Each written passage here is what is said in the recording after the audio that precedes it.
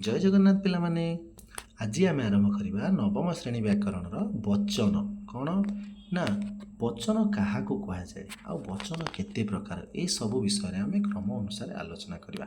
देख वचन कौन ना जो वस्तुर बा व्यक्तिर संख्या जना पड़े ताको आम वचन कहू। वचन चिन्ह साधारणतः विशेष्य आ सर्वनाम पदरे संयुक्त होता है। एगुड़ा सब गोटे गोटे पॉइंट मु अंडरलाइन करदे ताकू आम नोट करदेव।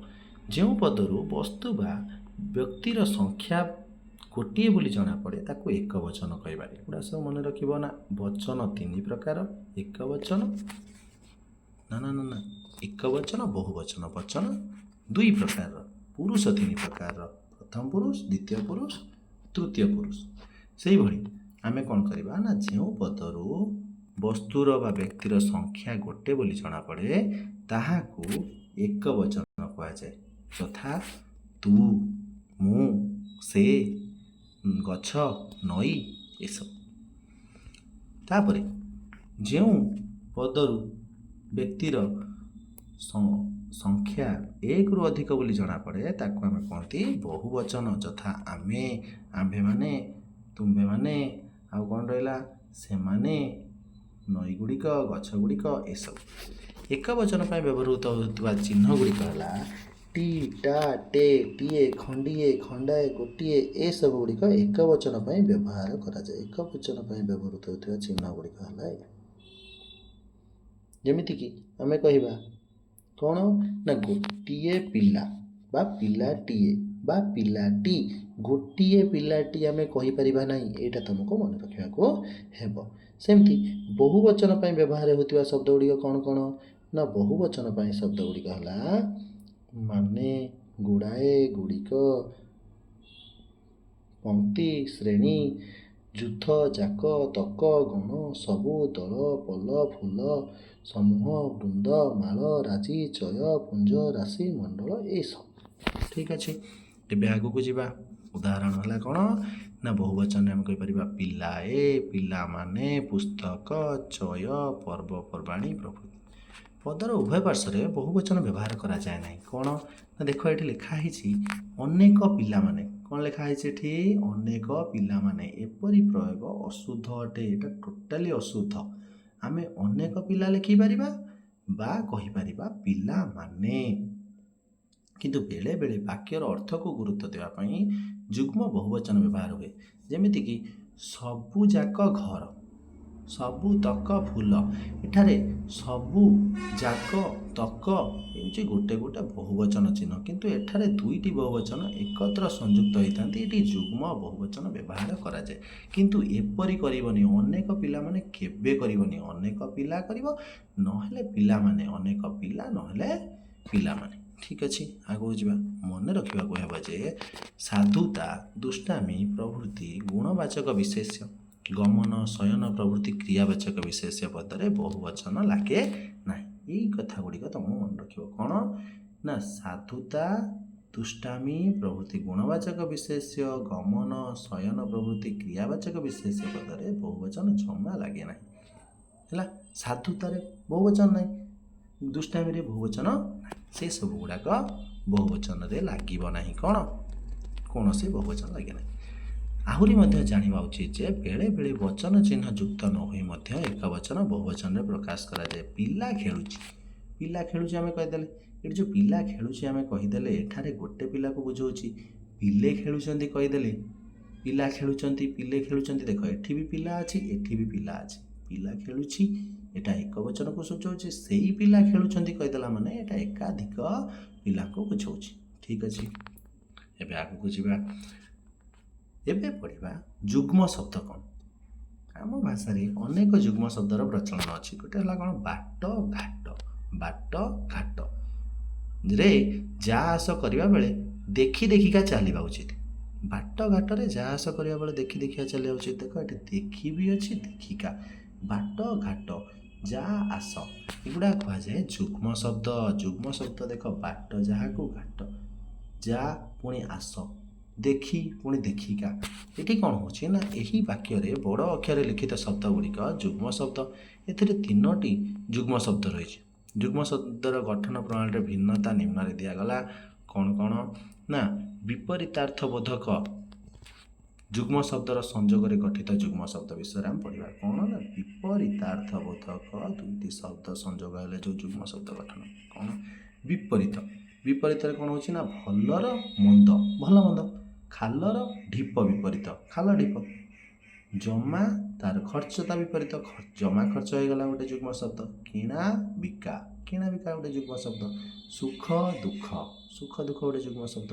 ବଡ଼ ସାନ, ବଡ଼ ସାନ ଗୋଟେ ଯୁଗ୍ମ ଶବ୍ଦ। ଜୀବନ ମରଣ, ଇଏ ବି ଗୋଟେ ଜୀବନ ମରଣ ହେଇଗଲା ଗୋଟେ ଯୁଗ୍ମ ଶବ୍ଦ। ସତ ମିଛ ଇଏ ସେହିପରି। ତାପରେ ପଢ଼ିବା ସମାର୍ଥବୋଧକ ଯୁଗ୍ମ ଶବ୍ଦ। କ'ଣ ସମ ଅର୍ଥ ଥିବ, ଦୁଇଟା ଯାକ ଶବ୍ଦ ମିଶିକି ଗୋଟେ ନୂତନ ଯୁଗ୍ମ ଶବ୍ଦ ତିଆରି କରୁଥିବ, କିନ୍ତୁ ଦୁଇଟା ଯାକର ଅର୍ଥ ସମାନ ହେଉଥିବ। ଯେମିତିକି ହଣା ମୋରା, ବନ୍ଧୁ ବାନ୍ଧବ, ଗୋରୁ ଗାଈ, ଗୋରୁ ଗାଈ, ଧନ ରତ୍ନ, ଧନ ରତ୍ନ, ମୌଜ ମଜଲିସି, ମୌଜ ମଜଲିସି, ଜୀବଜନ୍ତୁ, ଜୀବଜନ୍ତୁ। ଏଗୁଡ଼ା ହେଇଗଲା କ'ଣ ସମାର୍ଥବୋଧକ ଯୁଗ୍ମ ଶବ୍ଦ। ଦୁଇ ପଦ ହେଇଛି ଏଠି। ଏବେ ଆଗକୁ ଯିବା। ଏଇଠି ଅର୍ଥ ଥିବ ଗୋଟେରେ, ଆଉ ଗୋଟେ ପଦରେ ଅର୍ଥ ନଥିବ। ଦୁଇଟି ଶବ୍ଦ ଯେତେବେଳେ ମିଶି ଯାଇଥିବ ସେସବୁ ଯୁଗ୍ମ ଶବ୍ଦ ଗଠନ କରନ୍ତି। ଯେମିତିକି କ'ଣ ନା ଗୋଟେ ହେଲା ପେଟ, ଆଉ ଗୋଟେ ଦେଖ ପାଟଣା। ପେଟ ପାଟଣା। କାମ ଦାମ, କାମର ଅର୍ଥ ଅଛି କିନ୍ତୁ ଦାମର କ'ଣ? ବାସନ କୁସନ, ବାସନର ଅର୍ଥ ବାସନ ବୁଝିବା କିନ୍ତୁ କୁସନ କ'ଣ? ଘର ଫର, କିନ୍ତୁ ଯୋଡ଼ି ହେଇଗଲା ପରେ ଘର ଫର। ହେ ଘର ଫର କିଛି ନାହିଁ। ବିକ୍ରି ବଟା ଏସବୁ ଜିନିଷ। ଏବେ ଆଗକୁ ଯିବା। ପୁଣି କ୍ରିୟାବାଚକ ବିଶେଷ ସହ ଅସମାପିକା କ୍ରିୟାର ମିଳନ ଯୋଗେ ଗଠିତ ଶବ୍ଦ। ଅସମାପିକା କ୍ରିୟା କ'ଣ ନା ଯେଉଁଠାରେ କ୍ରିୟାର ସମାପନ ହୋଇନଥିବ ସେଟା ଅସମାପିକା କ୍ରିୟା କହିବା। ଯେମିତିକି ହଣା ହଣି, ହଣା ହଣି, ଲଗା ଲଗି, ଲେଖା ଲେଖି, ପଢ଼ା ପଢ଼ି, ପିଟା ପିଟି, ଧସ୍ତା ଧସ୍ତି, ଶୁଣା ଶୁଣି ଏସବୁ ଗୁଡ଼ିକ। ତାପରେ ଦୁଇ ରୁକ୍ତ ଶବ୍ଦ। ଦୁଇ ରୁକ୍ତ ଶବ୍ଦ କ'ଣ ନା ଦୁଇ ରୁକ୍ତ ଶବ୍ଦ କ'ଣ ନା ସମାନ ଶବ୍ଦ ଦୁଇଥର ପ୍ରୟୋଗ ହେଇଥିବ। ସମାନ ଶବ୍ଦ କ'ଣ ହେଇଥିବ ନା ଦୁଇଥର ପ୍ରୟୋଗ ହେଇକି ଯଦି କୌଣସି ଅର୍ଥ ପ୍ରକାଶ କରୁଛି ତାକୁ ଆମେ କ'ଣ କହିବା ନା ଦୁଇ ରୁକ୍ତ ଶବ୍ଦ। ଯେମିତିକି ଝର ଝର, ଛଳ ଛଳ, ଧୂଁ ଧୂଁ, ଫେଁ ଫେଁ, ଆପେ ଆପେ, ସିଧା ସିଧା, ବାଟେ ବାଟେ, କାନେ କାନେ ଏସବୁ। ଏବେ ଆମର ସରିଗଲା କେଉଁଟା ନା ଯୁଗ୍ମ ଶବ୍ଦ ସରିଯାଇଛି। ଆମେ ପଢ଼ିବା ସମ ଉଚ୍ଚାରିତ ବୋଧକ ଶବ୍ଦ। ଦେଖ ସମ ଉଚ୍ଚାରିତ ବୋଧକ ଶବ୍ଦ କ'ଣ ନା କେତେକ ଶବ୍ଦ ଅଛି ଯାହାର ଉଚ୍ଚାରଣ ସମାନ ଥିବା ବେଳେ ଅର୍ଥର ପରିବର୍ତ୍ତନ ଘଟୁଛି। ଆମ ଭାଷାରେ ଏଇଭଳି ଅନେକ ଶବ୍ଦ ଅଛି। କ'ଣ ହେଉଛି ନା ଅର୍ଥର ପରିବର୍ତ୍ତନ ଘଟୁଛି। ଅସନ, ଅସନ, ଦୁଇଟା ଏଠି ଅସନ ଅଛି। ଦେଖ ଗୋଟେ ଅସନର ଅର୍ଥ ହେଲା କ'ଣ ଭୋଜନ, ଗୋଟେ ଅସନର ଅର୍ଥ ଦନ୍ତେଶ ଅସନର ଅର୍ଥ ହେଲା କ୍ଷପଣ।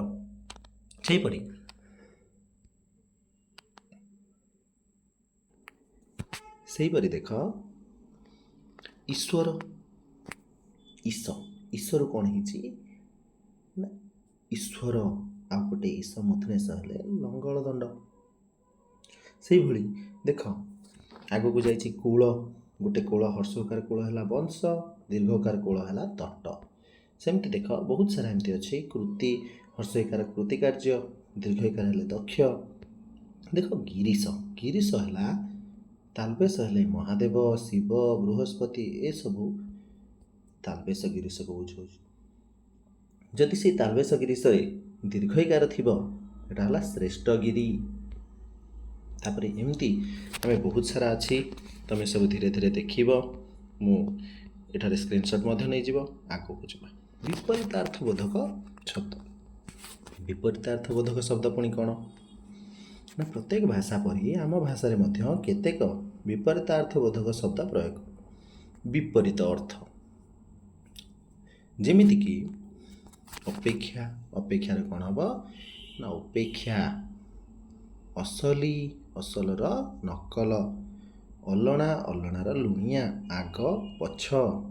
ଆନନ୍ଦ, ନିରାନନ୍ଦ ବା ବିଷାଦ, ଆନନ୍ଦରେ ନିରାନନ୍ଦ ମଧ୍ୟ ଠିକ୍, ବିଷାଦ ମଧ୍ୟ ଠିକ୍।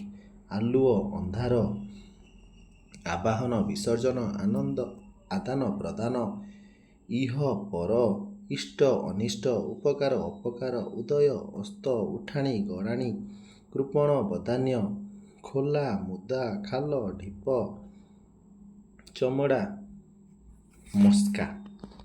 ଏହିପରି ଭାବରେ ବହୁତ ସାରା ବିପରୀତ ଶବ୍ଦ ଅଛି, ଯେମିତିକି ଜ୍ଞାନୀ, ଅଜ୍ଞାନ, ଦୁଷ୍ଟ, ଶିଷ୍ଟ, ପ୍ରାଚୀନ, ନବୀନ, ଏସବୁକୁ ତୁମେ କ'ଣ କରିବ, କ୍ରମ ଅନୁସାରେ ଦେଖିବ। ଠିକ୍ ଅଛି। ଅଣନ୍ତ, ସନନ୍ତ, ଜଅନ୍ତ, ନିଜନ୍ତ ଆମେ ପରବର୍ତ୍ତୀ ଅଧ୍ୟାୟରେ ପଢ଼ିବା। ଠିକ୍ ଅଛି, ଆଜି ପାଇଁ ଏତିକି, ରହୁଛି, ଧନ୍ୟବାଦ।